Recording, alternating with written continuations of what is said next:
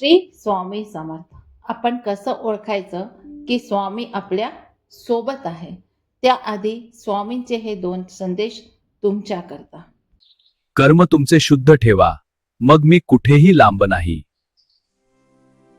भिऊ नकोस, मी तुझ्या पाठीशी आहे. श्री स्वामी समर्थ ही स्वामींची कथा. आपल्याला कळले की स्वामी कसे आपल्या व्यवहारामध्ये असतात, आपल्या नीतीमध्ये बसलेले असतात, त्यांचा वास असतो. एक ही भक्ताची कहाणी आहे ज्याची स्वामींनी परीक्षा घेतली होती. आणि ही भक्त आहे, तो भक्त लाकूड तोडायचं काम करत होता. एका गावामध्ये एक गरीब लाकूड तोडणारा राहत होता. तो दिवसभर जंगलामध्ये जाऊन लाकडं तोडायचा आणि त्याला विकून तो पैसा कमवून घ्यायचा. त्यात तो आपल्या कुटुंबाचा उदरनिर्वाह करत होता. तो स्वामींचा निस्सीम भक्त होता. दररोज कामाला जाण्यापूर्वी तो स्वामींच्या फोटोसमोर हात जोडून म्हणायचा, स्वामी, आजचा दिवस तुमच्या हवाली. माझ्या व्यवहारात तुम्ही सोबत राहा. एकदा स्वामींनी त्याची परीक्षा घेण्याचं ठरवलं की आज मी याची परीक्षा घेईन. स्वामी एका श्रीमंत व्यापाऱ्याच्या रूपामध्ये त्या जंगलामध्ये गेले जिथे तो लाकडं तोडत होता. स्वामींना म्हणजे तो व्यापारी जे होते ते स्वामी होते. तर स्वामींनी जो लाकूड तोडणारा भक्त होता त्याला विचारले, अरे बाबा, एवढी मेहनत करून किती कमवतोस? हे बघ, माझ्याकडे चंदनाची काही लाकडे आहेत.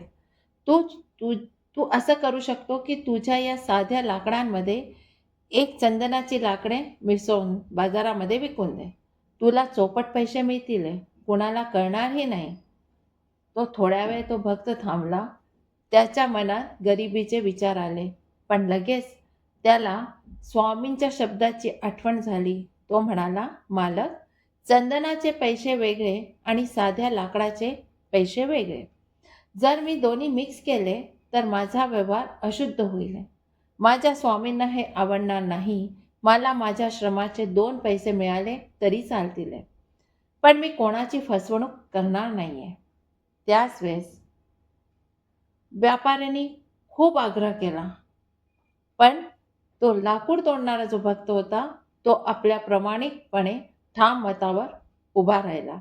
त्याने कमी पैशात आपली साधी लाकडे विकणं पसंत केले, पण खोटेपणा त्याला करणं आवडलं नाही. त्याच क्षणी व्यापाऱ्याच्या जागी साक्षात स्वामी समर्थ प्रकट झाले. त्यांना पाहून तो लाकूड तोडणारा बिलकुल थक्क झाला आणि चरणी पडला.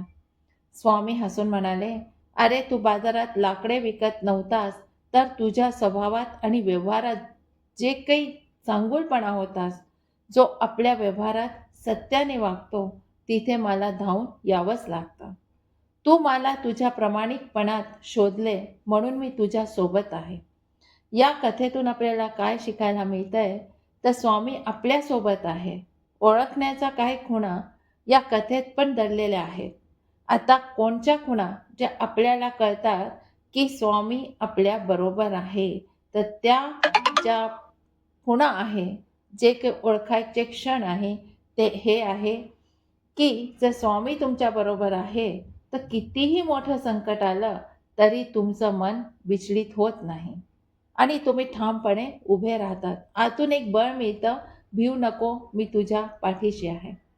अचानक एखादं काम अडकलेलं कोणत्या व्यक्तीच्या मदतीने पूर्ण होऊन जातं, तर ते एक मार्ग मिळतो आपल्याला पुढे वाढायचा. म्हणजे कोणी आपल्याला सुचवतं की या दिशेने जा. अडकलेली चक्र जेव्हा आपोआप फिरू लागतात तेव्हा कळायचं की स्वामी समर्थ आपल्या बरोबर आहे. कधी कधी आपण एखादे काम करायला जातो, पण त्यात वारंवार अडथळे येतात. तेव्हा आपण समजून घ्यायचं की आपल्यासाठी हे काम चुकीचं आहे.